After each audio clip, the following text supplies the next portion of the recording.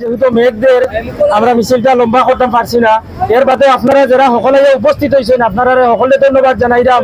এবং আগামী কালকে আমরার নেতা 17 বছর জান লাগি আমরা আন্দোলন সংগ্রাম করিয়া গেছি।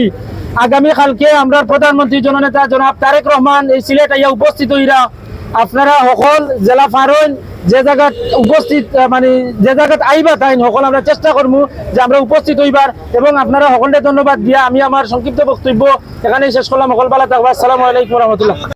বাংলাদেশ জিন্দাবাদ, বাংলাদেশ জাতীয়তাবাদী দল বিএনপি জিন্দাবাদ, শহীদ অমর হোক দেশ নেত্রী বেগম খালেদা জিয়া জিন্দাবাদ, আমাদের দেশ নায়ক বাংলাদেশের প্রধানমন্ত্রী সফল প্রধানমন্ত্রী আমাদের নেতা এবং আমাদের দুলাভাই সিলেট আগমন উপলক্ষে আমাদের নেতা খলিলুর রহমান খোকন ভাই ও সিলেট 3 আসনের মাননীয় সংসদ সদস্য আলহাজ এম এ মালেক ভাইয়ের পক্ষ থেকে আজকের এই আনন্দ মিছিলে উপস্থিত সবাইকে অসংখ্য অসংখ্য ধন্যবাদ ও শুভেচ্ছা জানিয়ে আজকের প্রোগ্রাম এখানে সমাপ্তি ঘোষণা করলাম। আসসালামু আলাইকুম।